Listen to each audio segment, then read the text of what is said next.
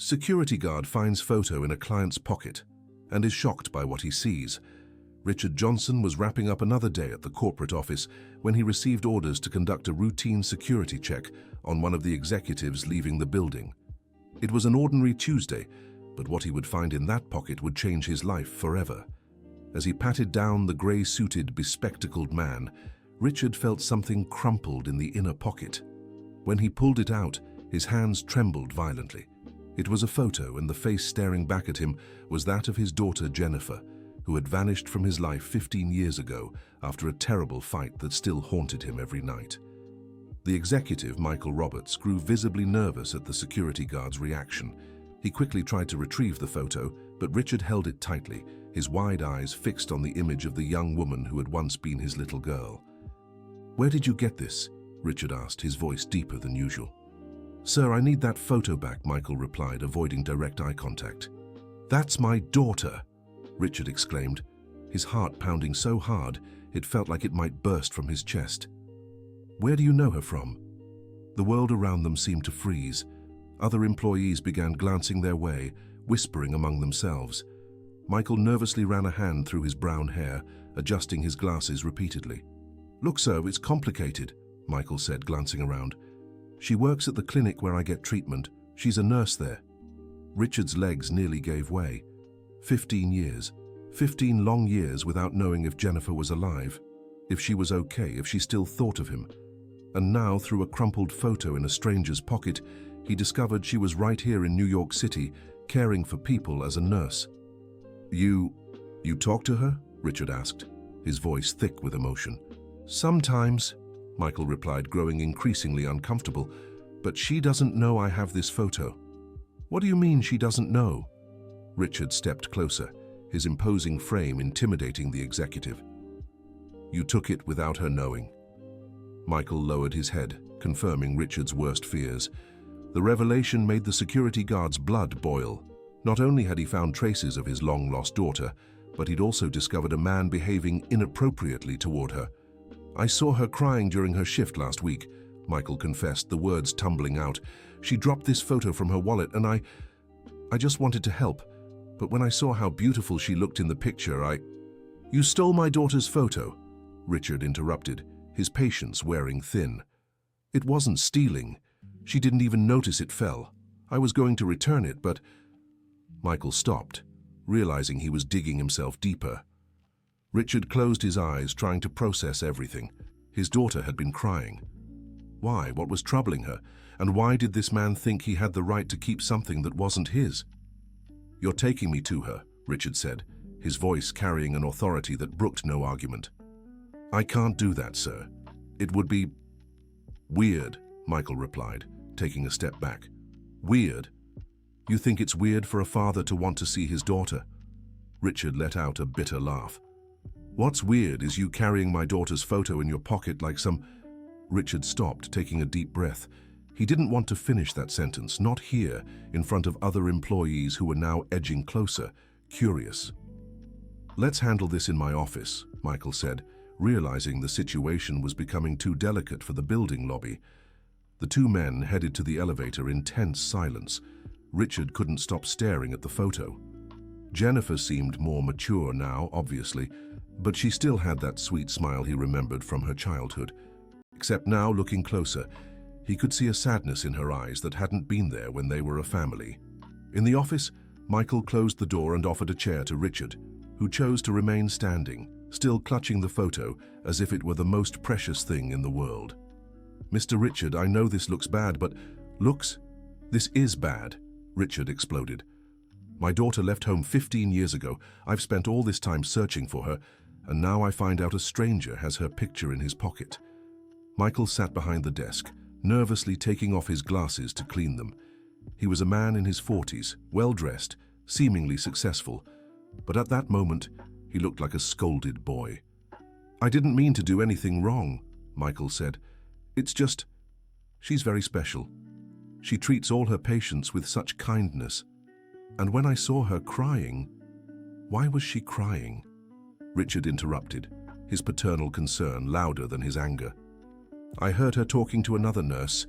It seems her daughter is sick and she can't afford the treatment, Michael revealed.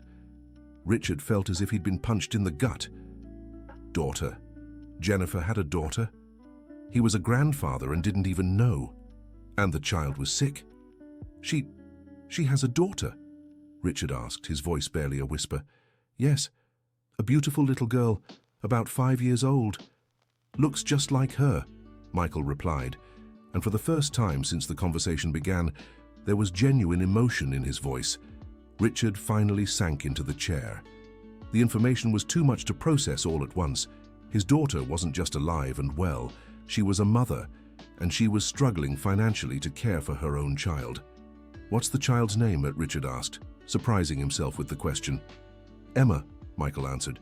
She always talks about Emma, says she's the most important thing in her life. Richard felt a sharp pang in his chest. He had once been the most important thing in Jennifer's life, before everything fell apart because of his own reckless decisions. Mr. Michael, I need you to tell me everything you know about my daughter, Richard said, trying to stay calm. Everything. Michael hesitated, but something in the security guard's gaze convinced him to cooperate. Maybe it was the obvious pain in the father's eyes, or maybe it was the guilt of being caught with the photo. She works at Mercy Medical Center in Midtown, always takes night shifts and some day shifts too. The other nurses say she's one of the best they've ever seen, Michael began. Go on, Richard urged. She lives alone with her daughter. Never mentioned the child's father, but from what I've overheard, it seems he's not around. She always looks exhausted, like she's carrying the weight of the world on her shoulders. Richard closed his eyes. His daughter was raising a child alone, working double shifts with no one to lean on. And here he was in New York City, working as a security guard, completely unaware. The little girl's illness, and is it serious? Richard asked, dreading the answer. From what I understand, it's respiratory problems. She needs expensive medication and some special tests. Jennifer was desperate last week because she couldn't pay for the specialist's appointment. Richard felt a surge of anger at himself. While his daughter was fighting alone to care for her own child, he was here earning a decent salary, not even knowing he had a granddaughter. And you, what's your interest in all this? Richard asked, refocusing on the man in front of him. Michael visibly flushed. I fell in love with her. I know it might sound strange, but she's the most incredible person I've ever met. Always kind, always caring toward everyone. Even when she's clearly overwhelmed, she never loses her patience. And did she return that interest? Richard asked, though he already knew the answer from the man's nervous behavior. Not exactly. She's always polite, but keeps her distance. I think she's afraid of getting involved with someone, admitted Michael. Or maybe she's just not interested in you, Richard said bluntly. Could be, Michael agreed, looking genuinely sad. But I don't give up easily. I've been trying to find ways to help her, to get closer. Ways like stealing her photos, Richard pressed. I know it was wrong, but she's so reserved, never talks about her family, her past. When I saw the photo, I thought it might give me some clue about how to win her heart. Richard shook his head in disbelief. The man was clearly obsessed with his daughter, but in a way that seemed more pathetic than dangerous. You have to stop this, Richard said firmly. My daughter obviously isn't interested, and you're starting to act like a stalker. It's not stalking, I just want a chance with her. Michael defended himself. A chance she clearly doesn't want to give you, Richard shot back. Look, I'll be straight with you. You're going to help me find my daughter, and in return, I won't report your inappropriate behavior to the clinic's administration. Michael swallowed hard. You'd do that? I'd do it without a second thought if you don't cooperate, Richard replied without hesitation. All right, Michael agreed, defeated. But how are we going to do this? I can't just walk into the clinic with you and say, look, I brought Jennifer's father. Richard was right. It wouldn't be simple. 15 years had passed. Jennifer might not want to see him. She might be angry, resentful. She might have moved on completely. What's her work schedule? Richard asked. She comes in at 7 in the evening and leaves at 7 in the morning, Monday through Friday. On Saturdays, she sometimes works the day shift, Michael answered. Richard checked his watch. It was 5:30 in the afternoon. In just over an hour, his daughter would be arriving at work. After 15 years, he'd be mere feet away from her. "You're taking me there," Richard said. "Today?" Michael was startled. "Today. I won't wait another day. I've already missed 15 years of her life. 15 years of my granddaughter's life. I won't lose another second." Michael seemed to realize there was no room for argument. "All right, but we need to think about how to approach this. We can't just show up there." "Yes, we can. I'll go as a visitor, you as a patient." "Simple as that," Richard said, already standing. "But she might get scared. She might not want to talk to me afterward," Michael protested. "Afterward?" Richard turned to him with a look that brooked no argument. "Afterward, you'll leave my daughter alone. You'll get treatment for this obsession and disappear from her life." "I can't do that. I love her," Michael exclaimed desperately. "You don't love her. You don't even really know her. You're obsessed with a fantasy you've created in your head." Richard went straight to the point.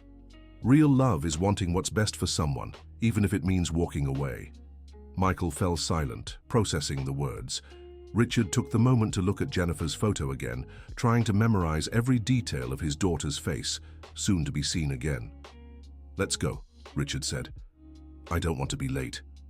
The two men left the office and headed to the parking lot. The whole way to the clinic, Richard couldn't stop thinking about what he'd say to Jennifer. How do you apologize for 15 years of pride? How do you explain that not a day went by without thinking of her? Mercy Medical Center was a modern building in Midtown, with a glass facade and well-kept gardens. Richard felt his stomach churn when Michael parked the car in the lot. "She usually enters through the staff entrance, right over there," Michael said, pointing to a side door. "Then let's wait there," Richard decided. "Should we wait in the car?" Michael suggested. "No, let's get out. I want to see her arrive," Richard said, already opening the car door.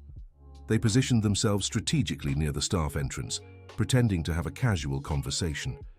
Richard's heart pounded harder as the time drew closer. 6:55. He checked his watch for the 100th time in 5 minutes. Other clinic employees had already passed by, but none were Jennifer.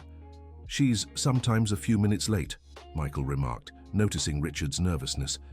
"Since when do you watch her arrive at work?" Richard asked, irritated.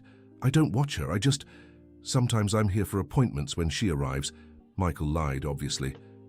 Richard was about to respond when he saw her, walking briskly down the sidewalk, wearing a hospital uniform under a blue coat, her hair tied in a ponytail. His daughter, Jennifer, his little girl. The world stopped. 15 years vanished in an instant. There was the child he had raised, the one he'd taught to ride a bike, the one he'd comforted after nightmares, the one he'd kicked out in a moment of anger that became the greatest pain of his life. Jennifer was thinner than he remembered, and there was a tiredness in her face that shouldn't have been there. But she still had that determined walk, that upright posture he recognized as his own genetic imprint. "That's her," Richard whispered, more to himself than to Michael. Jennifer passed by without looking, focused on getting to work. Richard watched until she disappeared through the staff entrance. "Let's go inside," Richard said, heading for the main entrance. "Wait," Michael grabbed his arm. "Are you sure about this? It could be too much of a shock for her." 15 years was shock enough, Richard replied, pulling free. At reception, Richard introduced himself as a visitor and asked for Nurse Jennifer Johnson. The receptionist, a kind older woman, explained he'd have to wait while she called the department. As he waited, Richard observed the clinic's activity, patients coming and going, families waiting with worried expressions. He wondered how many times Jennifer had walked these halls, how many people she'd cared for, how many lives she'd touched. "Mr. Richard?" a familiar voice called. He turned, and there she was, Jennifer in her clinic uniform, looking at him with an expression he couldn't decipher. Shock, fear, anger. "Hi, sweetheart," was all Richard could say. Jennifer stood frozen for what felt like forever. Then, without a word, she turned and hurried back the way she'd come. Richard followed, ignoring the curious stares around them. Michael, who had stayed in the background, trailed at a distance. "Jennifer, please," Richard called, catching up to her in the hallway. How did you find me? She asked, stopping abruptly and turning to face him. That doesn't matter now. What matters is I found you, Richard replied, trying to step closer. Don't, she said, holding out a hand. 15 years, Dad. 15 years you didn't care about me. I always cared, Richard exclaimed. I always looked, always. Looked? Jennifer laughed bitterly. Where? Because I've always been here in New York City, always in the same job, always... Did you change your name? Richard asked, confused. I didn't change anything. You just never bothered to look properly, she replied, tears in her eyes. Richard felt his heart shatter. She was right. He had searched, but not with the dedication he should have. He had focused on other cities, other states, never imagining she was right there, so close. Sweetheart, Don't call me sweetheart, she interrupted. Have you lost that right when you kicked me out of the house because of Brian? The name of her ex-boyfriend felt like a knife to his chest. Richard remembered the fight, the harsh words he'd said, how he'd reacted when he found out she was dating a guy he thought was no good. I was trying to protect you, Richard said, knowing it sounded like a weak excuse. Protect me? Jennifer raised her voice. You threw me out, Dad. Pregnant. You knew I was pregnant and still... Pregnant? Richard was stunned. You never told me you were pregnant. I tried to tell you, but you wouldn't listen. You said I was a disappointment, that I'd chosen that deadbeat over family. Tears now streamed freely down her face. Richard remembered the conversation. She had tried to say something, but he'd been so furious he hadn't given her a chance. He'd cut her off, yelled, told her to leave if she wanted to stay in that relationship. Jennifer, You know what was the hardest part? She continued. It wasn't going hungry. It wasn't sleeping on the streets for weeks. It wasn't working while pregnant to support myself. The hardest part was explaining to Emma why she didn't have a grandfather, why her mom's father didn't want to meet her. Richard's legs trembled. Emma, his granddaughter. The child he could have known from birth, could have helped raise, could have showered with love. Can I meet her? Richard asked, his voice breaking. Now you want to meet her? Jennifer laughed bitterly. Now that she's sick? Now that she needs help? Sick? Richard was startled. How do you know I found out she's sick? Jennifer looked over Richard's shoulder and saw Michael standing at the end of the hallway trying to hide. So he's the one who told you, she said, anger rising in her voice. That creepy guy who's been following me, asking other nurses about me. Richard turned to Michael, who hesitantly stepped forward. Jennifer, I can explain, Michael began. You don't need to explain anything. I already know what kind of man you are, she said with disgust. And now I find out you're working with my father to harass me. It's not like that, Richard said quickly. I found a photo of you in his pocket. That's how I knew where you were. Jennifer stared at Michael in shock. You have a photo of me. I can explain, Michael stammered. You stole my photo? Jennifer's voice rose, drawing the attention of other staff. Maybe we should talk somewhere else, Richard suggested, noticing the stares. There's nothing to talk about, Jennifer said, stepping back. I have to work, patients to care for. Unlike the two of you, I have responsibilities. Jennifer, please, Richard begged. Just give me a chance to explain. Explain what? She turned back to him. Explain why it took you 15 years to look for me properly? Explain why you're only here now that you found out your granddaughter is sick. That's not why, Richard said desperately. I searched for you all these years. I thought about you every day, regretted what I did. Then why didn't you ever send a letter? Why didn't you ever try to call? Why didn't you ever show up at my job before? Jennifer's questions cut like knives. Richard had no answer. Or rather, he had, but he knew they would sound like excuses. He had tried, but not with the intensity he should have. He had let himself be carried away by pride, by shame, by the certainty that she wouldn't want to see him. I was afraid, admitted Richard. Afraid you wouldn't want to see me. Afraid you'd hate me. And you thought I didn't hate you? Asked Jennifer, tears welling up again. Did you think 15 years of abandonment wouldn't cause hatred? Richard lowered his head, feeling the weight of all those lost years. But do you know what's worse than hatred? Jennifer continued. It's the love I still feel for you. It's the emptiness I've felt all this time. It's having to explain to my daughter why she can't meet her grandfather when all I ever wanted was for the two of you to know each other. Jennifer's words made Richard look at her with hope. She still loved him. She still missed him. Then give me a chance, pleaded Richard. A chance to meet my granddaughter, to be the father I should have been, to help you both. Help? Jennifer laughed bitterly. Help how? You work as a security guard, Dad. There's no way you can help me with Emma's treatment costs. I have money saved, Richard said quickly. Not much, but enough to... I don't want your money, Jennifer interrupted. I never did. I've always managed on my own, always taken care of my daughter alone. I don't need you now. But she does, Richard said, playing the card he knew might work. Emma needs me. She needs a grandfather. She needs a bigger family. Jennifer hesitated. Richard sensed he had struck a nerve. She always asks about you, Jennifer admitted, lowering her guard for a moment. She's always wanted to know what her grandfather was like, if he looked like her, if he'd like her. And what did you tell her?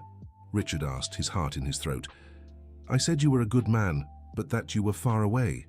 That maybe one day you'd meet, Jennifer said, wiping her tears. Richard felt immense gratitude that she had spoken well of him to his granddaughter, even after everything. Then let it happen, Richard pleaded. Let me meet her. Let me be part of your lives again. It's not that simple, Jennifer said, shaking her head. Too much has happened. Too much pain, too much suffering. We can't go back and pretend nothing happened. I don't want to pretend nothing happened, Richard said. I want to own up to my mistakes, ask for forgiveness, and build something new. Not the past, but a future. But Jennifer looked at him for a long moment. Richard could see the internal battle she was fighting, love and pain mingling in her expression. Nurse Johnson, a voice interrupted the moment. A co-worker approached. Sorry to interrupt, but there's an emergency in room 203. I'll be right there, Jennifer replied, quickly composing herself. I'll wait until your shift is over, Richard said. It's no use. I need to pick up Emma from the neighbors after work, Jennifer said, already walking away. Then I'll come with you, Richard said, determined. No, Jennifer stopped. I'm not introducing a stranger to my daughter just like that, out of nowhere. I'm not a stranger. I'm her grandfather, Richard said firmly. You are a stranger, Jennifer shot back. To her and to me. 15 years have made us strangers. Richard felt those words like a blow, but he knew she was right. They were strangers now. They would have to rebuild their relationship from scratch. Then give me a chance to stop being a stranger, Richard begged. Jennifer looked at him once more, then at Michael, who had remained silent throughout the conversation. You, she said, pointing at Michael. I don't want to see you around here anymore. I don't want you looking for me. I don't want you talking to me. I don't want you following me. Is that clear? Jennifer, please, Michael began. Is that clear? She repeated with a firmness that brooked no argument. It is, Michael replied, hanging his head. And you? She turned to Richard.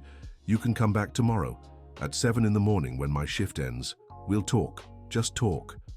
Richard felt an immense joy. It was a small chance, but it was a chance. I'll be here, Richard promised.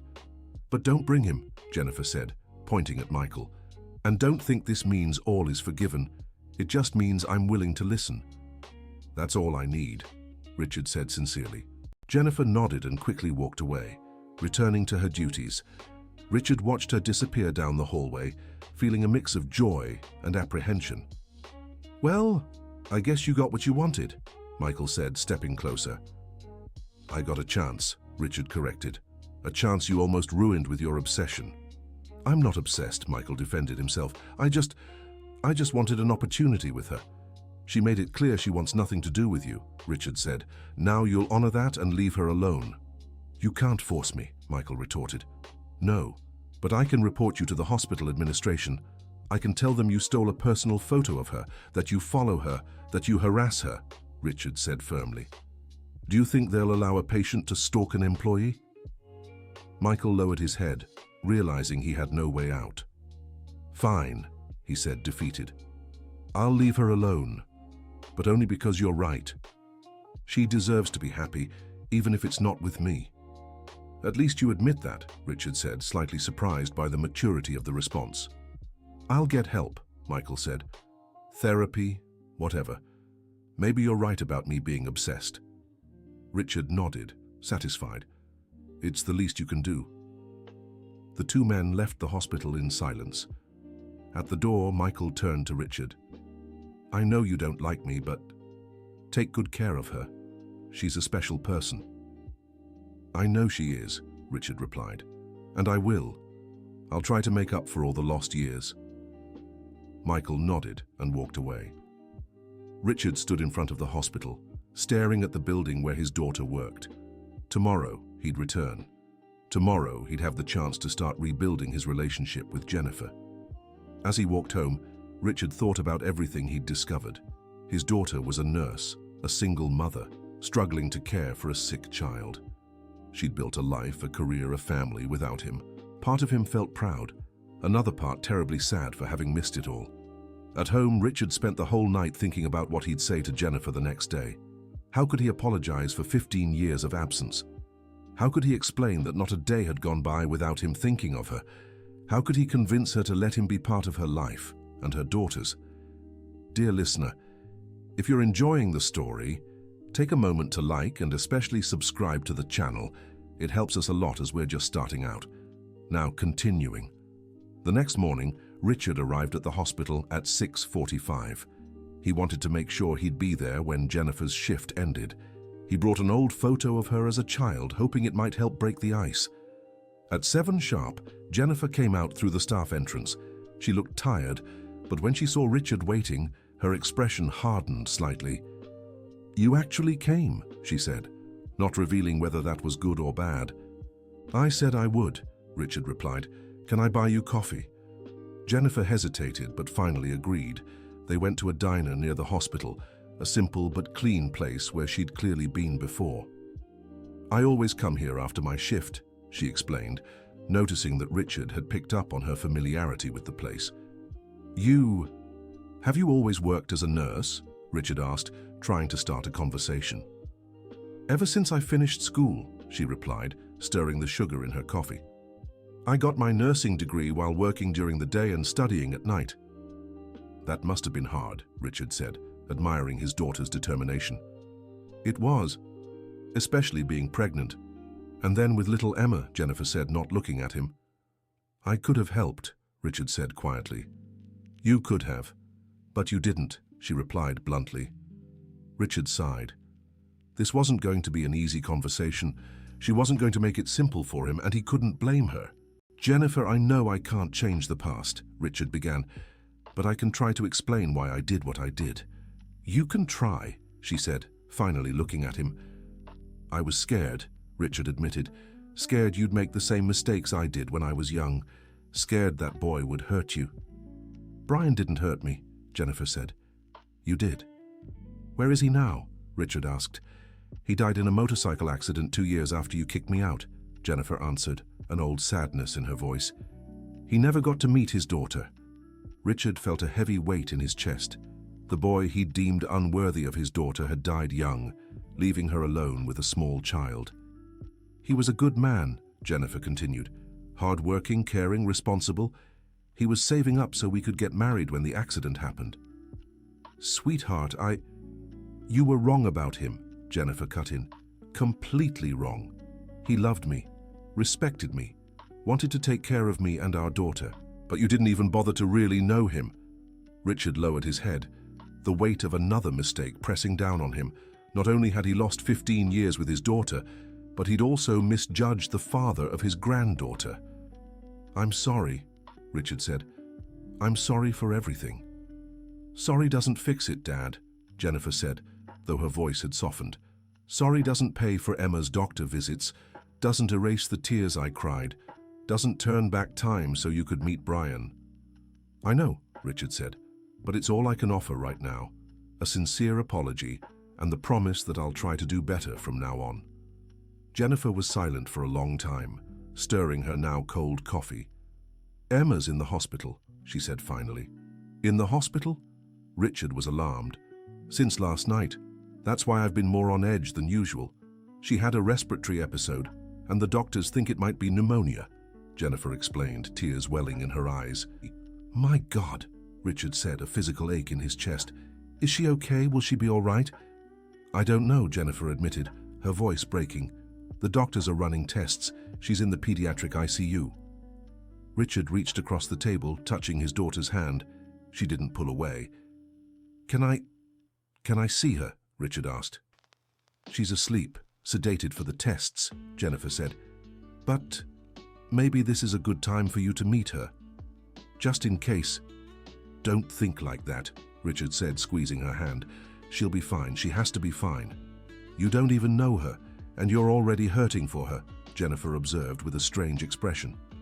She's my granddaughter, Richard said simply. My family. Family, Jennifer repeated bitterly. Funny how that word can mean so much and so little at the same time.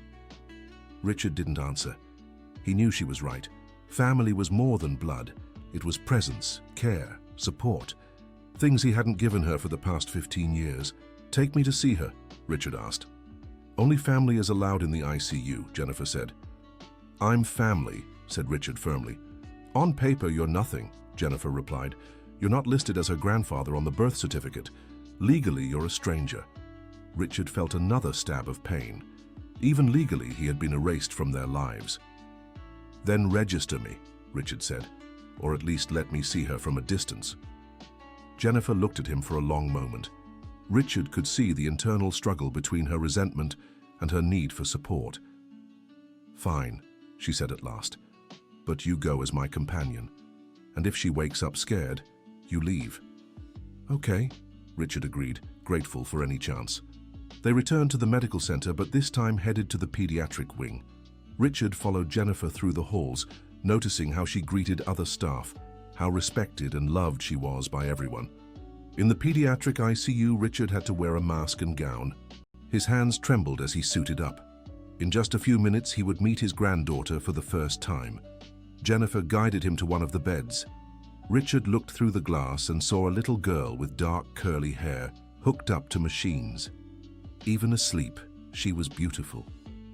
She looks like you when you were little, Richard said, moved. Everyone says that, Jennifer replied, warmth in her voice. But she has her father's eyes. Can I go in? Richard asked. You can, but don't make noise, Jennifer said, opening the door. Richard approached the bed slowly, as if stepping towards something sacred. Emma slept peacefully, breathing with the help of a machine. She was so small, so fragile. Hi, Princess, Richard whispered, knowing she couldn't hear. I'm your grandpa. Grandpa, Jennifer repeated softly. It's been so long since I've heard that word. Richard looked at his daughter and saw she was crying. I'm so afraid of losing her, Jennifer admitted. She's all I have. No, she's not, Richard said, stepping closer. You have me now. We'll take care of her together. Together? Jennifer asked skeptically. If you let me, Richard said. If you give me a chance to be the father I should have been, the grandfather I want to be. Jennifer didn't answer but moved closer to her daughter's bed. Richard stood on the other side, and for a moment they were just a family worried about a sick child. She always talks about you, Jennifer said, breaking the silence. Always wondered if you'd like her drawings, if you'd be proud of her grades. She draws? Richard asked, interested. Loves to, especially animals, Jennifer replied with a sad smile. She wants to be a vet when she grows up. Richard smiled, picturing his granddaughter caring for animals, just like her mom, taking care of those in need. She's very smart, Jennifer continued, always has been. Even with her breathing problems, she never missed school, always got good grades. She takes after you, Richard said proudly. She asks about you at least once a week, Jennifer admitted, especially when she sees other kids with their grandparents. Richard's heart ached. His granddaughter wanted to know him just as much as he wanted to know her. Doctor, a nurse entered the room. The test results are in. Richard stepped back, letting Jennifer speak with the doctor. He watched from a distance, trying to read their expressions to see if the news was good or bad. After a few minutes, Jennifer returned, looking more relieved. It's not pneumonia, she said. A respiratory infection. but less severe than they thought. She'll need to stay a few days, but the doctors believe she'll recover well. Richard sighed in relief. Thank God. But it'll be expensive, Jennifer said, worry creeping back. The treatment, the meds, the tests. My insurance doesn't cover everything. I'll help, said Richard immediately. Dad, you don't have money for this, said Jennifer, pragmatic. I have some saved up and I can take out a loan, sell a few things, Richard insisted. I won't accept it, Jennifer said firmly. Why not? Richard asked, frustrated. Because you can't just show up after 15 years and fix everything with money, Jennifer explained. Things don't work that way. Then how do they work? Richard asked. Tell me how I can help. Jennifer looked at him, then at her daughter sleeping in the bed. You can start by staying, she said softly. Just staying. Not trying to fix everything. Not trying to make up for 15 years in a week. Just staying. Richard nodded, understanding. She didn't want grand gestures, didn't want him to try and buy her forgiveness. She just wanted his presence, his consistency. I'll stay, Richard promised, for as long as you need. Not for as long as we need, Jennifer corrected. Forever. If you're coming back into our lives, it has to be forever. I can't go through another separation, and I can't let Emma go through it either. Forever, Richard repeated like a vow. Emma stirred in bed, making a small noise. Jennifer moved closer immediately, adjusting the blanket. Mommy! The girl's voice was hoarse from the machine. I'm here, sweetheart, Jennifer said, holding her small hand. Emma opened her eyes slowly, still drowsy from the medication. Her gaze wandered around the room before settling on Richard. Who's he? She asked, not afraid, just curious. Richard looked at Jennifer, waiting for her to decide how to introduce him. He's your grandpa, Jennifer said carefully. My dad. My grandpa? Emma's eyes widened, and even weak, she tried to sit up. Easy, princess, Richard said, moving closer. You're sick. You need to rest. You're really my grandpa? Emma asked, studying Richard's face. I really am, Richard answered, emotional. I'm your grandpa, Richard. I always wanted a grandpa, Emma said with a weak but genuine smile. And I always wanted a granddaughter, Richard replied, holding her free hand. Are you going to stay here? Emma asked. I'll stay as long as you want, Richard promised. Forever? She asked, echoing the conversation he'd had with Jennifer. Forever, Richard confirmed. Emma smiled and closed her eyes again, but didn't let go of her grandpa's hand. Richard looked at Jennifer, who was crying silently. She's perfect, Richard said. She's my life, Jennifer replied. Our life, Richard corrected gently. Jennifer didn't protest.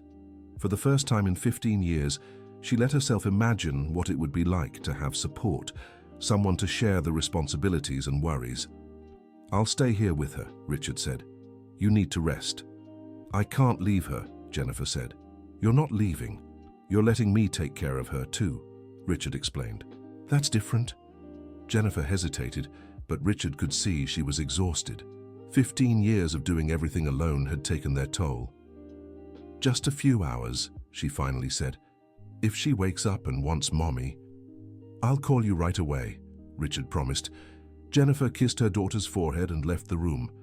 Richard settled into the chair beside the bed, watching his granddaughter sleep. I'm sorry, Princess, he whispered. I'm sorry I wasn't here before, but now I'll take care of you and your mum, I promise. For the next few hours, Richard never left her side. When Emma woke, he talked to her, told her stories, answered her questions about where he'd been all this time. Did you fight with Mommy? Emma asked during one of these talks. I did, Richard admitted. But it was a silly fight, and I took too long to apologize. Mommy always teaches me to say sorry right away, said Emma, with the wisdom of children. Your mommy is smarter than Grandpa, said Richard, laughing. She's really smart, agreed Emma. And she works so hard. Sometimes she gets sad because she can't buy things for me. Richard felt his heart tighten. Jennifer was working herself to the bone to give her daughter everything she could, and still felt guilty for what she couldn't provide. "Now Grandpa is going to help," said Richard. "We'll take care of Mommy together." "Do you promise you won't leave?" asked Emma seriously. "I promise," said Richard, kissing his granddaughter's forehead. When Jennifer returned a few hours later, she found Richard and Emma chatting animatedly. Emma was talking about school, her friends, and the drawings she made. "She seems happier," Jennifer observed, relieved. "She's amazing," said Richard. "Smart, funny, sweet. You've done an incredible job raising her." "I tried," said Jennifer, sitting on the other side of the bed. "You succeeded," Richard corrected. "She's a happy, well-mannered girl full of dreams. That's all because of you." "Mommy, Grandpa said he'll teach me how to play chess," Emma said excitedly. "Chess?" Jennifer was surprised. "You were always good at chess," Richard reminded her. "I thought maybe she'd inherited that from you." "I haven't played chess in years," said Jennifer wistfully. "Then let's play together," Richard suggested. "All three of us." "That'll be so fun," Emma said, clapping weakly. Jennifer smiled, and Richard realized it was the first genuine smile he'd seen from her since they'd reunited. "I think so too," Jennifer agreed. Over the next few days, Richard spent most of his time at the hospital. He'd taken leave from work, citing a family emergency. For the first time in 15 years, he put his family above everything else. Emma was recovering well, and her vibrant personality began to shine through as she felt better. She was curious, intelligent, and had clearly inherited her mother's determination. "Grandpa, tell me what Mommy was like as a kid," Emma asked during one of their talks. "She was a lot like you," Richard said, laughing. "Full of questions, always wanting to know everything." "Do I ask too many questions?" Emma asked, worried. "You do, and it's wonderful," said Richard. "People who ask questions learn more about the world." "Mommy always says that too," Emma said, smiling. "Your mommy is very wise," said Richard. "Do you think she's pretty?" Emma asked innocently. "I think she's the most beautiful woman in the world," Richard answered honestly. "She gets sad sometimes," Emma said, lowering her voice. "She thinks I don't notice, but I do." "Why do you think she gets sad?" Richard asked, curious about the child's perspective. "Because she works so much, and sometimes she's tired, and because she doesn't have a husband like other mommies," Emma said simply. "She's never dated anyone?" Richard asked, surprised. "No, she always says she doesn't have time for that," Emma replied. "But I think she's scared." "Scared of what?" Richard asked. "That the person will leave," said Emma, with a maturity that surprised Richard. "Like my dad did." Richard felt a pang of pain. Jennifer hadn't just lost her father. She'd lost the love of her life too, and now she was afraid to open herself up to new possibilities. "Maybe now that Grandpa's here, she'll feel less alone," Richard said. "I hope so," said Emma. "I want her to be happy." "So do I," said Richard, determined to do everything in his power to make that happen. That night, when Jennifer arrived for her shift, Richard met her in the hallway. "I need to talk to you," he said. "Did something happen to Emma?" Jennifer asked, worried. "No, she's fine. It's about you," Richard replied. "About me?" Jennifer looked confused. "Have you never been with anyone since Brian?" Richard asked bluntly. Jennifer blushed. "That's none of your business." "Maybe not, but I'm your father, and I care about your happiness," Richard said. "I am happy," Jennifer defended herself. "You're a devoted mother, a skilled professional, an admirable person," Richard said. "But you're not happy, not completely." "I don't have time for relationships," Jennifer said, looking away. "Or you're afraid of them," Richard said gently. "Maybe I am," Jennifer admitted. "Maybe I'm afraid to trust someone and be abandoned again." "Not everyone will abandon you," Richard said. "You did," Jennifer said pointedly. Richard sighed. "I did, and it was the biggest mistake of my life. But that doesn't mean everyone else will do the same." "It doesn't matter," Jennifer said. "I have Emma, I have my work, it's enough." "You deserve more than enough," Richard said. "You deserve to be loved, cared for, supported." "I don't want to talk about this," Jennifer said, walking away. "All right," Richard said, not pressing further. "But if you ever want to talk, I'm here." Jennifer nodded and went to tend to the patients. Richard lingered, thinking about their conversation, worried about his daughter's loneliness. The next day, Emma was discharged. Richard and Jennifer took her home, and for the first time he saw where his daughter and granddaughter lived. It was a small but cozy apartment, clean and well kept. Emma had decorated her room with her drawings, and Richard could see she had real artistic talent. "Can I show you my drawings?" Emma asked excitedly. "Of course, sweetheart," Richard said, following her to her room. Emma proudly displayed her creations, explaining each one. Richard was impressed by her granddaughter's skill and creativity. "You're very talented," Richard said. "These drawings are beautiful." "Mom always says that, but I thought she was just saying it because she's my mom," Emma said, laughing. "She says it because it's true," Richard said. "You have a real gift." "Do you think I can be an artist when I grow up?" Emma asked. "You can be anything you want," Richard said. "An artist, a vet, a nurse like your mom, anything." "I want to be lots of things," Emma said. "I still have time to decide." "You do," Richard agreed, laughing at the child's wisdom. Over the following weeks, Richard became part of Jennifer and Emma's routine. He picked Emma up from school when Jennifer was working, helped with homework, played with her, and told her stories. Emma blossomed with her grandfather's presence. She grew more confident, happier, more secure. And Jennifer, though still keeping some emotional distance, began to relax, knowing she had support. "You seem different," one of Jennifer's co-workers remarked. "How so?" Jennifer asked. "Lighter, less tense," the co-worker explained. "Did something good happen?" "My father came back into our lives," Jennifer said simply. "That's wonderful," the co-worker said. "It's about time you had help with Emma." "It's not just help," Jennifer said, surprising herself. "It's nice to have family again." Dear listener, if you're enjoying the story, don't forget to like and especially subscribe to the channel. It helps us a lot as we're just starting out. Now continuing, Richard also began feeling more fulfilled than he had in years. Having a purpose, having a family to care for, having the chance to be important in someone's life again, all of this made him feel alive. But he knew there was still much to resolve. Jennifer still treated him with a certain formality. There was still a barrier between them, and he knew that barrier would only be broken with time, patience, and a lot of love. "Dad, can I ask you something?" Jennifer said one afternoon while they were at the park with Emma. "Of course," Richard replied, surprised by her initiative. "Do you regret it?" she asked, watching Emma play on the slide. "Kicking you out of the house?" "Every single day of my life," Richard answered without hesitation. "Not just that, everything. How you were with me when I was a child, how you reacted when I grew up, how you handled our problems," Jennifer said, looking at him. Richard thought about the question.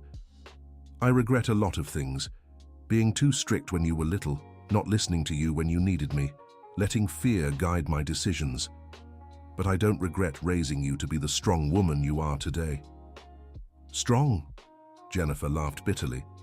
"I don't feel strong. I feel tired, alone, inadequate most of the time.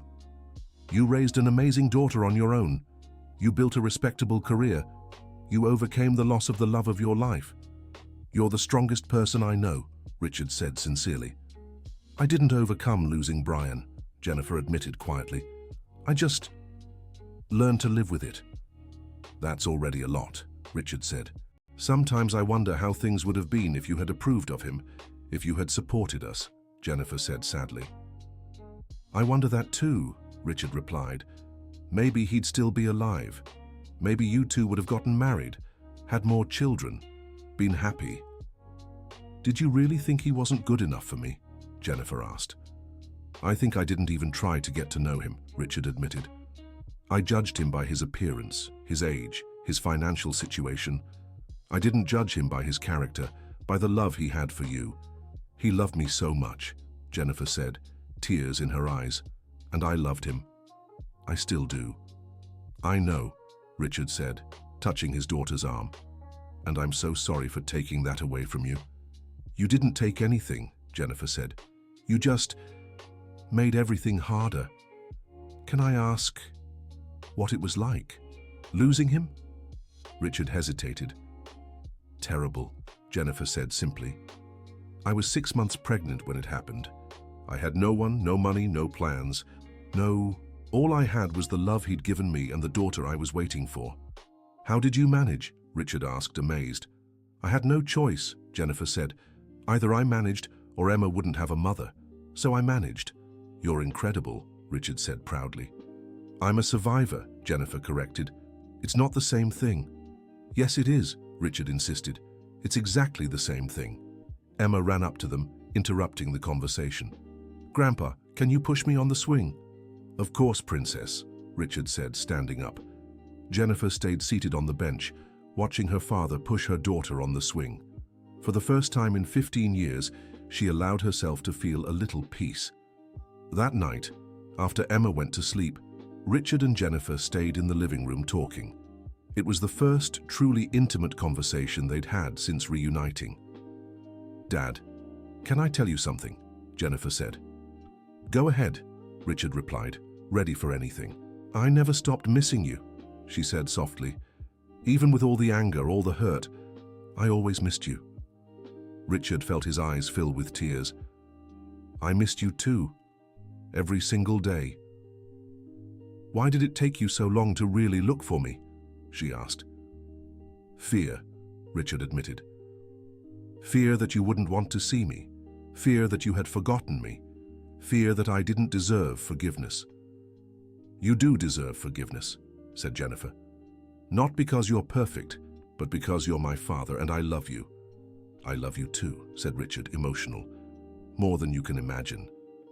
I can imagine, said Jennifer, smiling through her tears. Because that's how I love Emma. So, do you forgive me? Asked Richard. I forgive you, said Jennifer. Not for your mistakes, but in spite of them, because that's what family does. Richard stood up and hugged his daughter. It was the first hug they had shared in 15 years, and it felt as if all the hurt, all the pain, all the longing were healed in that moment. Thank you, whispered Richard.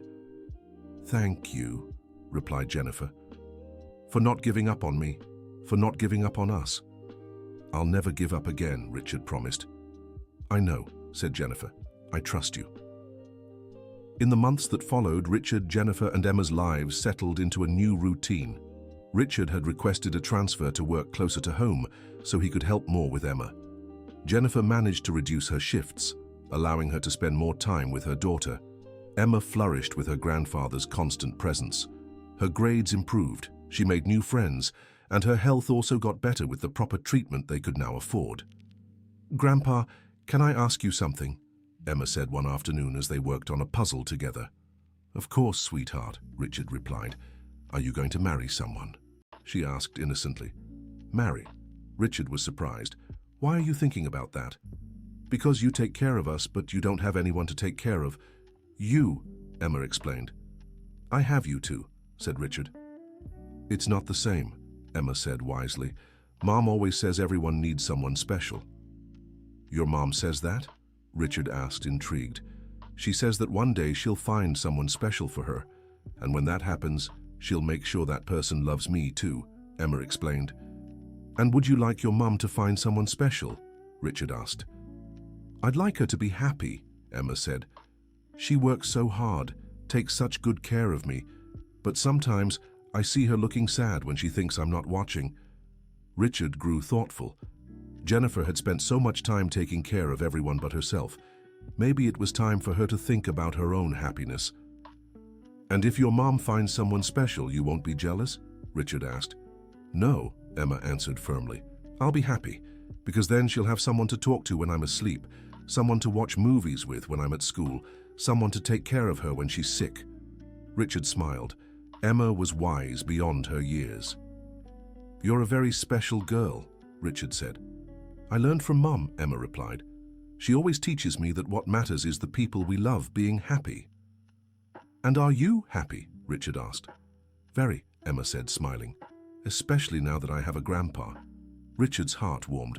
All the pain, all the longing, all the regrets were worth it for moments like this. That night, when Jennifer came home, Richard decided to bring it up. Can I ask you a personal question? He said. Sure, Jennifer replied, settling onto the couch. Have you thought about dating someone? Richard asked. Dad, Jennifer was taken aback. What kind of question is that? A question from a father who cares about his daughter's happiness, Richard answered. I am happy, Jennifer said automatically. You're a fulfilled mother, a skilled professional, a beloved daughter. But are you a happy woman? Richard pressed. Jennifer fell silent for a moment. Sometimes I think about that, but it's complicated. Why is it complicated? Asked Richard. Because I have Emma. I have responsibilities. Any man who's interested in me will have to accept that she comes first, always, explained Jennifer. A decent man will understand that, said Richard. Besides, I'm afraid, admitted Jennifer. Afraid of falling in love again and being abandoned. Afraid of Emma getting attached to someone and that person leaving. Not everyone leaves, said Richard gently. You did, said Jennifer, not accusingly, just stating a fact. I did, but I came back, said Richard. And now I understand that the biggest mistake of my life was leaving. Not everyone comes back, said Jennifer. True, agreed Richard, but that doesn't mean you should stop living out of fear. It's not that simple, said Jennifer. It never is, said Richard. But you deserve to be loved, Jennifer. You deserve to have someone who cares for you, supports you, makes you laugh. I have you and Emma, said Jennifer. We love you as family, said Richard. But you deserve to be loved as a woman too. Jennifer didn't answer, but Richard could see she was thinking. I'm not telling you to go chasing after someone, Richard continued. I'm just saying not to close your heart to the possibility. I'll think about what you said, Jennifer finally replied. That's all I ask, said Richard. A few weeks later, Richard was picking up Emma from school when he met her teacher, Sarah.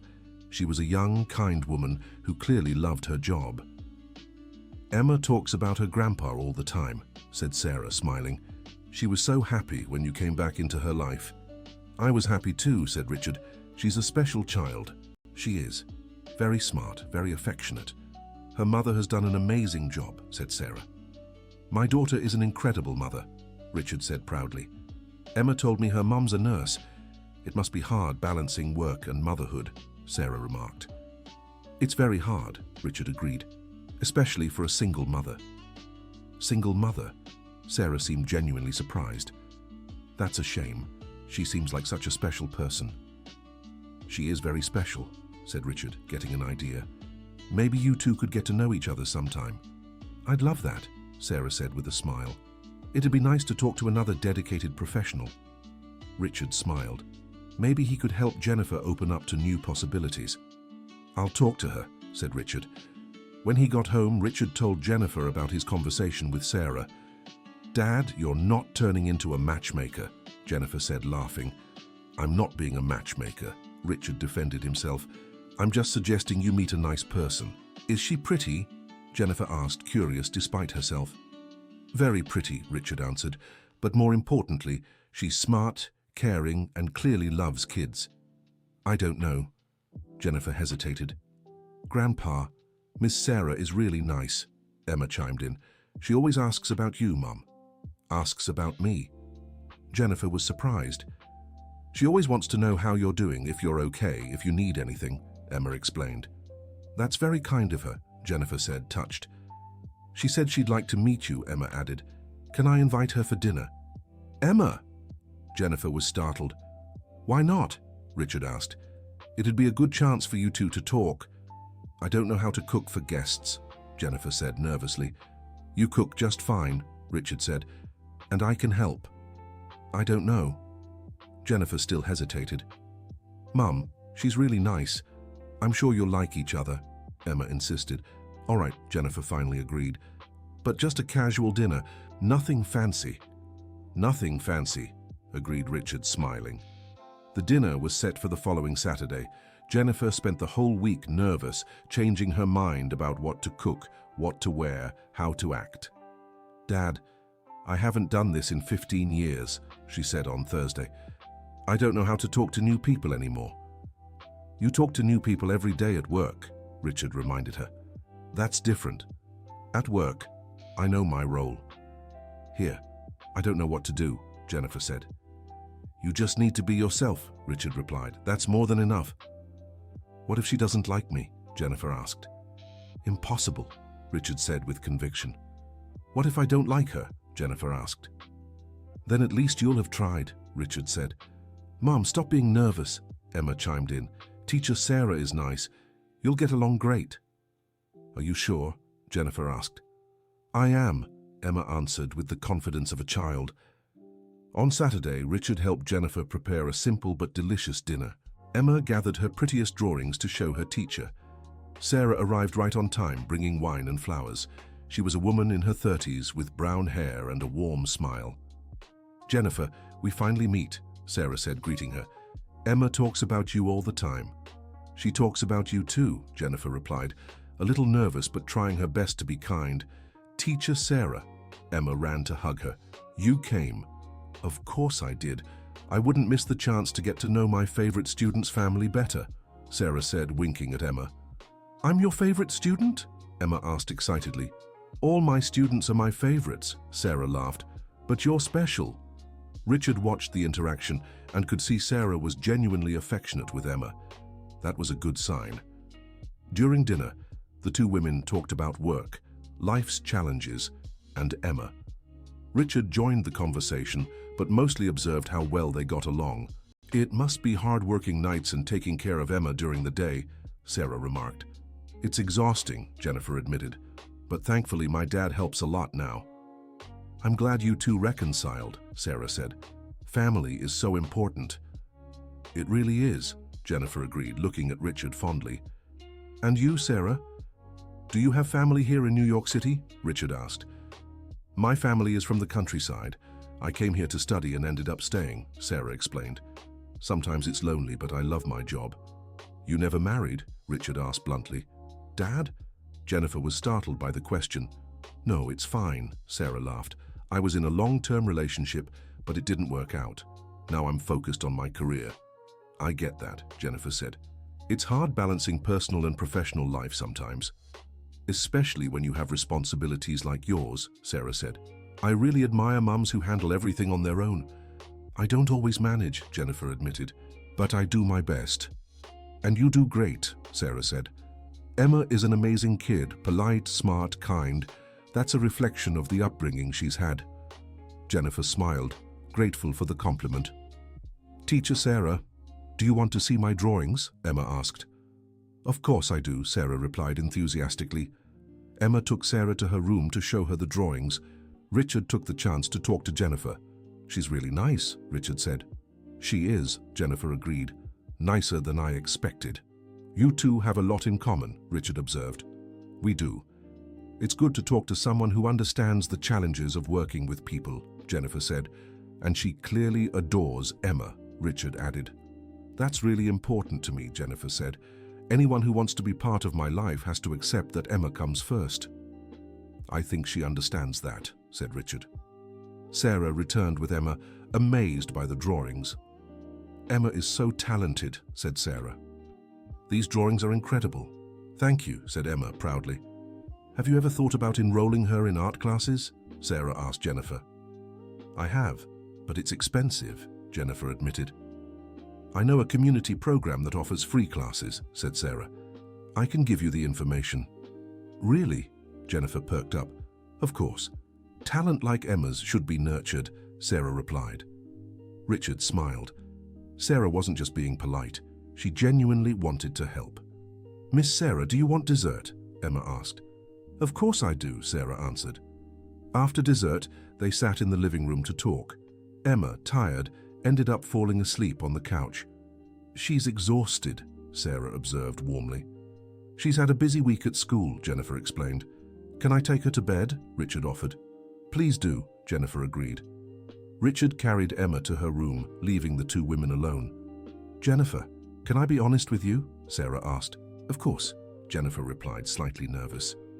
I was really looking forward to meeting you, Sarah said. Not just because you're Emma's mother, but because I wanted to meet the woman who raised such a special child. Thank you, Jennifer said, touched. And now that I've met you, I can say you're even more impressive than I imagined, Sarah continued. I'm not impressive, Jennifer said. I'm just a mom doing my best." "And that's what's impressive," Sarah replied. "You work, take care of Emma, keep up the house, and still find time to be a kind and interesting person." "You're very kind," Jennifer said. "I'm not being kind, I'm being honest," Sarah said. "Can I ask you a personal question?" "Go ahead," Jennifer answered, curious. "Do you ever miss having someone to share all this with?" Sarah asked. Jennifer thought for a moment. "Sometimes, especially when Emma is sick or when I have to make big decisions. It would be nice to have someone to talk to share the responsibilities." "I can imagine," Sarah said. "It must be lonely at times." "It is," Jennifer admitted, "but I've gotten used to it." "You shouldn't have to," Sarah said gently. "Maybe not," Jennifer agreed, "but it's my reality." "It doesn't have to be forever," Sarah said. "Doesn't it?" Jennifer asked. "Of course not," Sarah replied.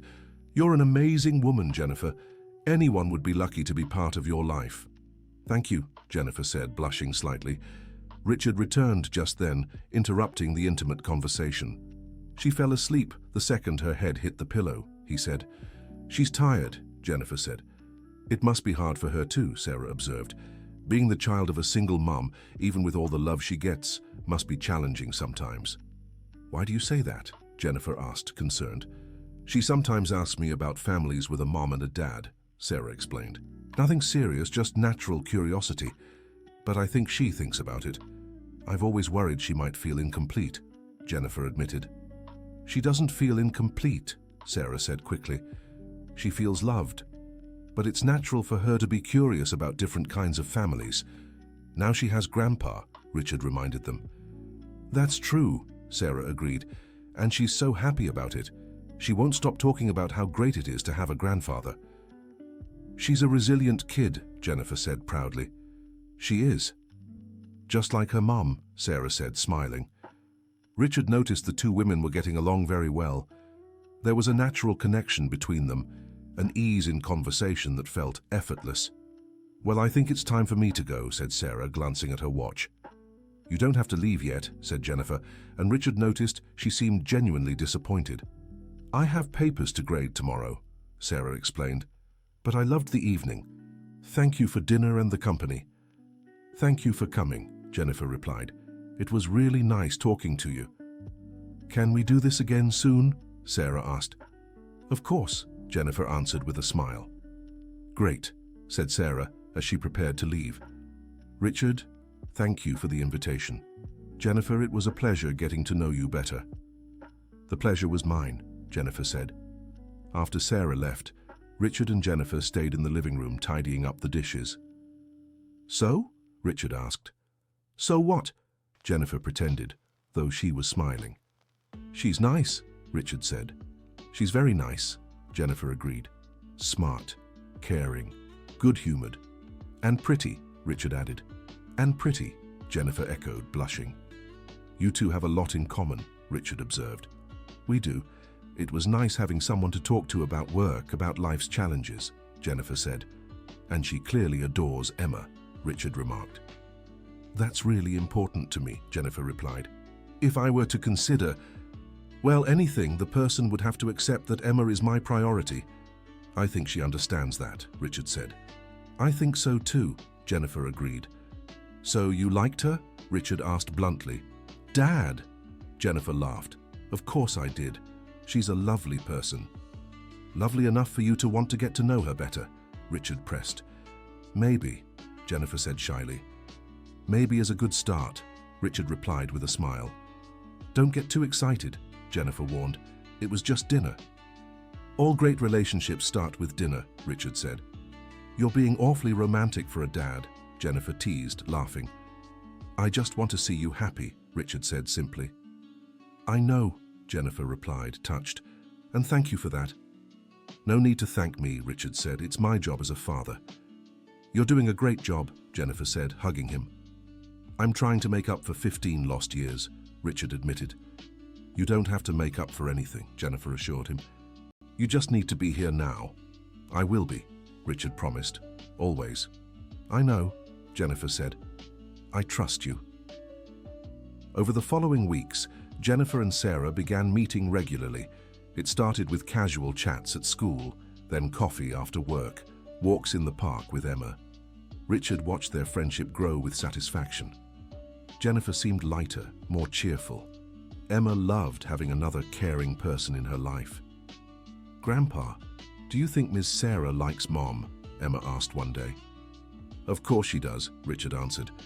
"Your mum is very easy to like." "No, Grandpa. Do you think she likes Mom really likes her?" Emma pressed.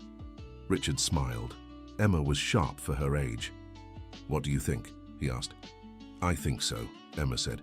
"She always smiles a lot when she talks about Mom, and she's always asking about her." "And how do you feel about that?" Richard asked.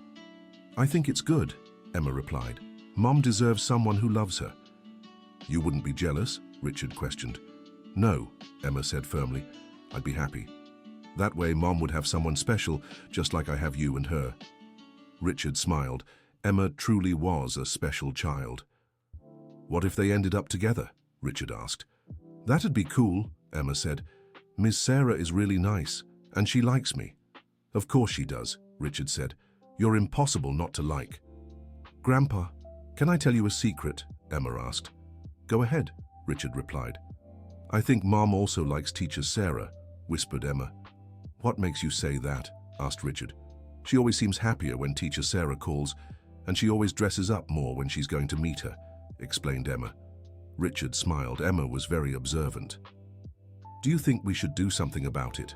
asked Richard. "No," replied Emma.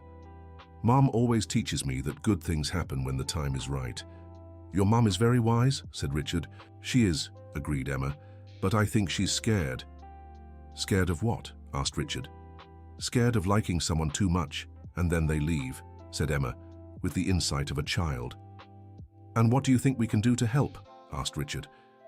"Just be here for her," said Emma, "so she knows we'll never leave." Richard hugged his granddaughter, amazed by her wisdom. "You're very smart," he said. "I learned from you and Mom," replied Emma. "We learn from you too," said Richard. "Really?" asked Emma, surprised. "Really," confirmed Richard. "You teach us about love, forgiveness, and how to be happy." "I like teaching," said Emma, smiling. "And we love learning," said Richard. That night, Richard talked to Jennifer about Sarah. "You two are becoming good friends," Richard observed. "We are," agreed Jennifer. "It's nice to have someone to talk to, someone who understands the challenges of work." "Just that?" asked Richard. "What do you mean?" Jennifer pretended not to understand. "You like her," Richard said bluntly. "Of course I do. She's a wonderful person," said Jennifer. "That's not what I'm talking about," said Richard.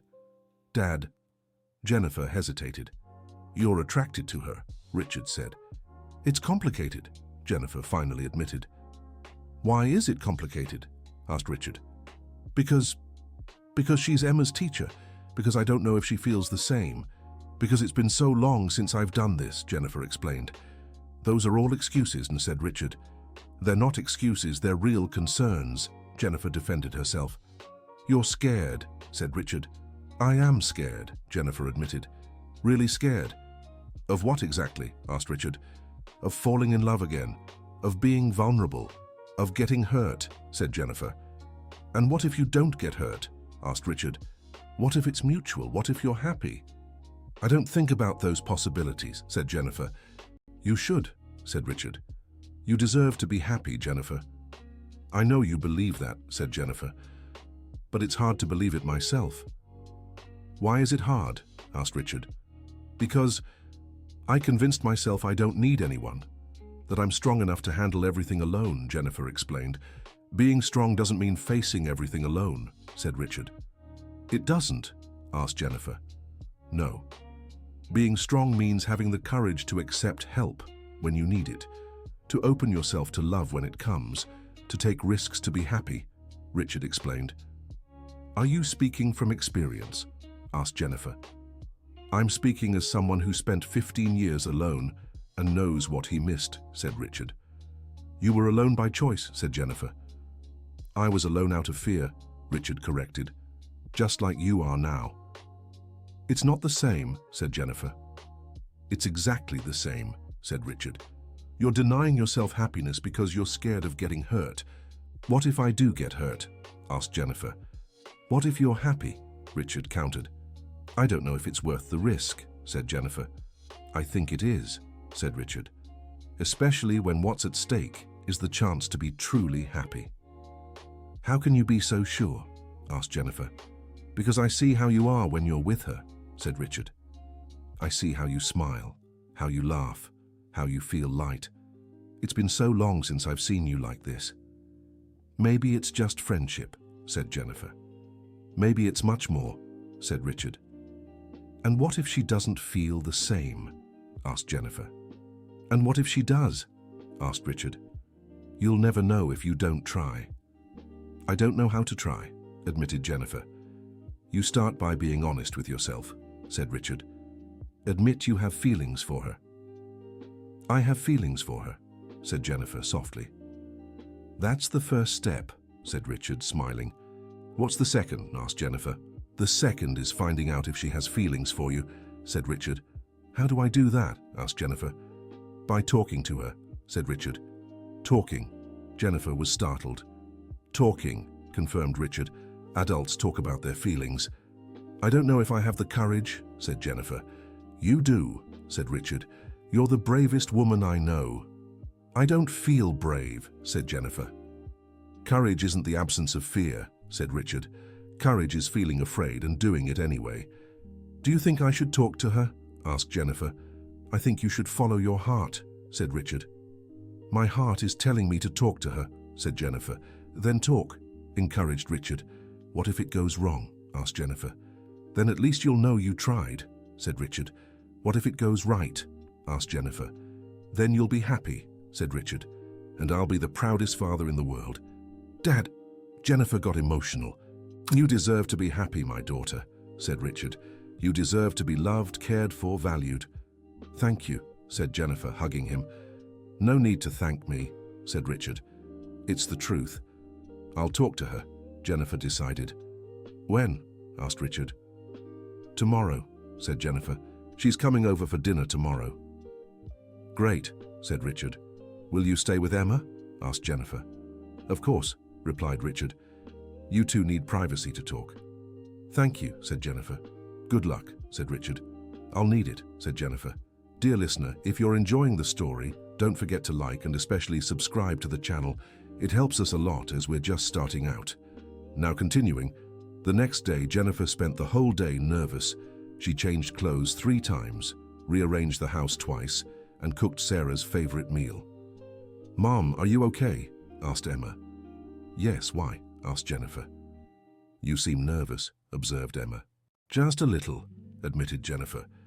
Why are you nervous? Asked Emma.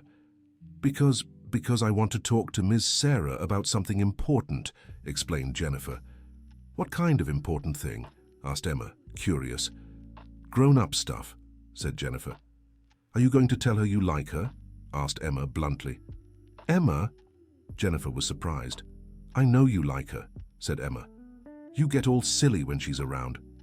I don't get silly, Jennifer defended herself. Yes, you do, said Emma, laughing. But it's okay, she gets silly too when you're around. You think so? Asked Jennifer, hopeful. I'm sure, said Emma. She always smiles a lot when she talks about you. Really? Asked Jennifer. Really, confirmed Emma. You two are both silly. Thanks for the support, said Jennifer, laughing. I hope it all works out, said Emma. You both deserve to be happy. You're very special, said Jennifer, hugging her daughter. I know, said Emma with the confidence of children. Richard arrived shortly before Sarah. He had agreed to take Emma out for dinner, giving Jennifer and Sarah privacy to talk. Ready? Asked Richard. No, answered Jennifer honestly. You'll be fine, said Richard. Be honest, be yourself. But what if she doesn't want to be my friend anymore? Asked Jennifer. Then she doesn't deserve to be your friend, said Richard. Grandpa, Mom will be fine, said Emma, taking Richard's hand. Let's let them talk. You're right, agreed Richard.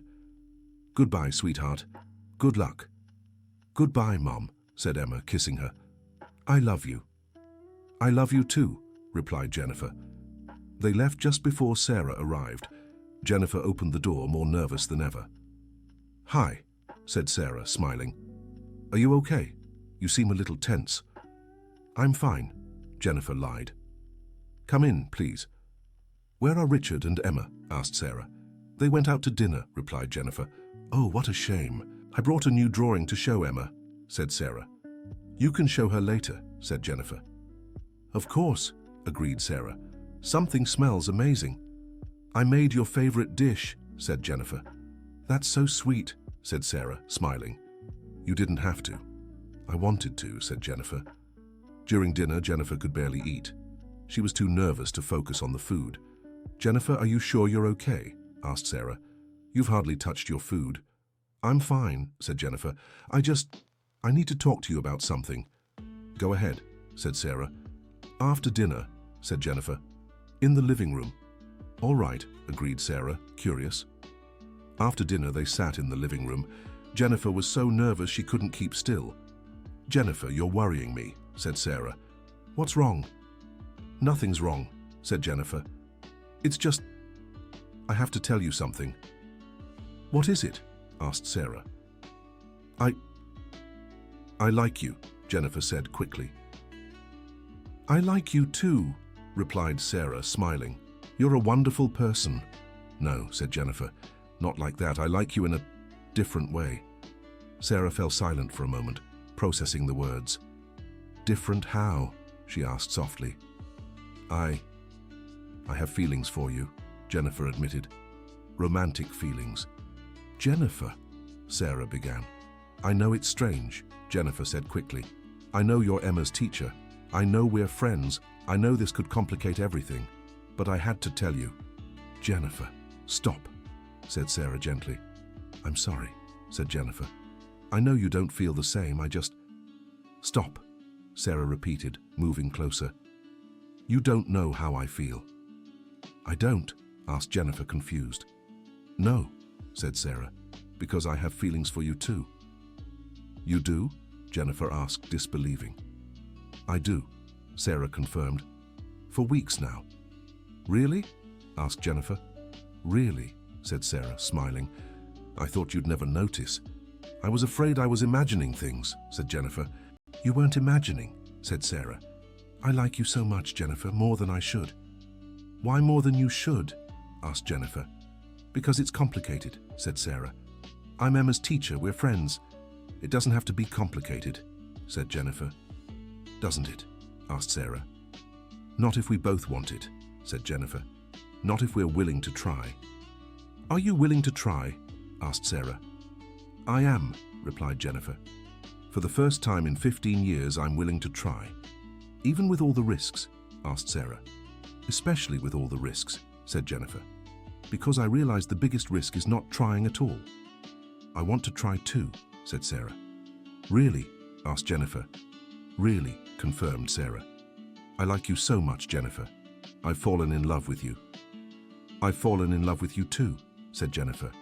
Then let's try, said Sarah. Let's, agreed Jennifer. Sarah leaned in and kissed Jennifer softly.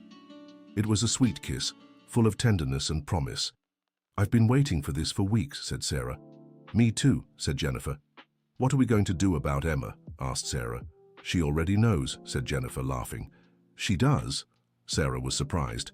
She said we're both silly, explained Jennifer. She's right, said Sarah, laughing. She was happy, said Jennifer. She said we both deserve to be happy. She's an amazing kid, said Sarah. She is, agreed Jennifer, and she adores you. I adore her too, said Sarah. She's a part of you, so she's a part of me too. Thank you, said Jennifer, moved. Thank you, said Sarah, for having the courage to tell me about your feelings. My dad encouraged me, said Jennifer. He's a wise man, said Sarah. He's getting there, agreed Jennifer. And now? Asked Sarah. Now we take it slow, said Jennifer. We'll get to know each other better, build something solid. I'd like that, said Sarah. Me too, said Jennifer. Can I kiss you again? Asked Sarah. You can, replied Jennifer, smiling. They kissed again, this time with more intensity. It was the beginning of something new, something both had waited for a long time. When Richard and Emma returned, they found the two women talking on the couch, holding hands. Did it work? Emma asked bluntly. It worked, Jennifer replied, smiling. "That's great," said Emma, jumping onto her mother's lap. "I knew it would work out."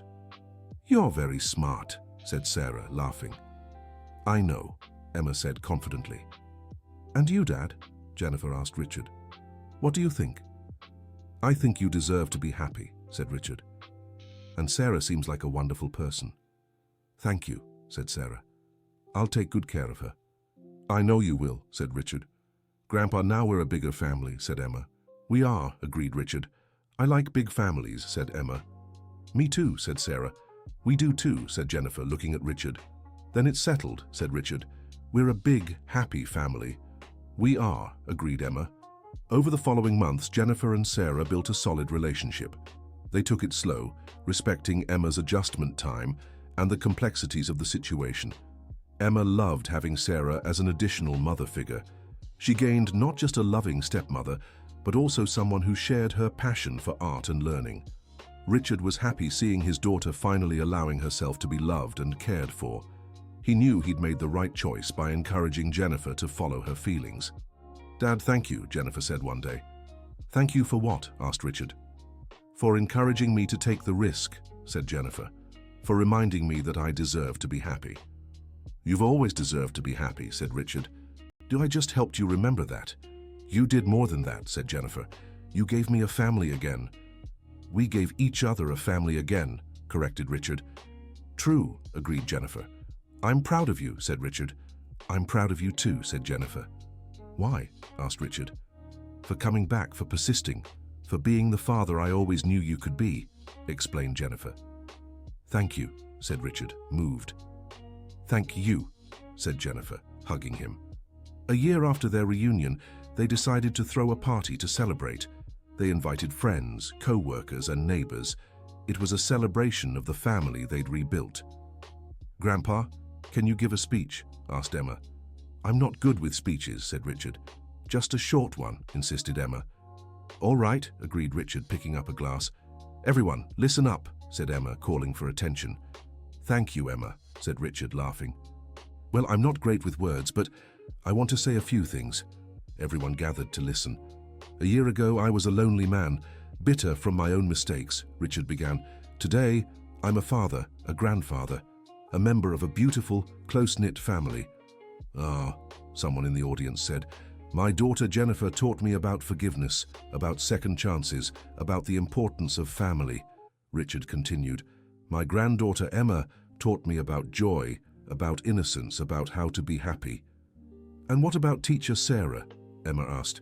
"Sarah taught me that family isn't just about blood, it's about love, choice, and care," Richard said.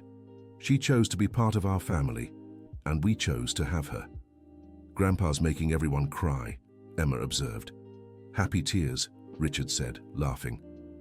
"I want to thank all of you for being here, for celebrating with us, for being part of our lives." "Bravo!" someone shouted. "But most of all, I want to thank a crumpled photo I found in a client's pocket," Richard said. "What's that story?" a friend asked. "It's a long one," Richard replied.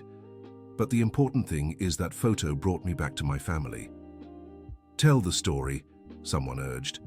"Later," Richard promised. "Now, let's celebrate what really matters: family, love, forgiveness, and second chances." "Cheers!" everyone shouted. "Cheers!" Richard responded, raising his glass. Later, when the party ended and everyone had left, Richard, Jennifer, Sarah, and Emma stayed in the living room, tired but happy. "It was a beautiful party," Sarah said. "It really was," Jennifer agreed. "I had so much fun," Emma said. "Me too," Richard replied. "Grandpa, do you think we'll always be a happy family?" Emma asked. "I think we'll have happy moments and tough ones like all families," Richard said. "But I'm sure we'll face everything together." "I think so too," Jennifer said. "Us too," Sarah added. "Then it's decided," Emma said. "We're a family forever." "Forever," Richard agreed. "Forever," Jennifer and Sarah repeated. Emma smiled and snuggled between the adults she loved. Richard looked around and saw everything that truly mattered: his happy daughter, his beloved granddaughter, the partner his daughter had found. A crumpled photo had changed everything. It had brought back the love, the family, the happiness they all deserved. "Thank you," Richard whispered, not to anyone in particular, but to the universe that had conspired to bring them together again. "Thank you for what?" Emma asked. "For everything," Richard answered. "For absolutely everything." And in that moment, with his family gathered around him, Richard knew he was finally where he was meant to be. It had taken 15 years, but he was home. The end of the story. So, what did you think of this heartwarming story? Tell us in the comments if you were moved by Richard and Jennifer's reconciliation and what you thought about the family's happy ending. Leave a like if the story touched your heart and subscribe to the channel so you don't miss other stories that will move you.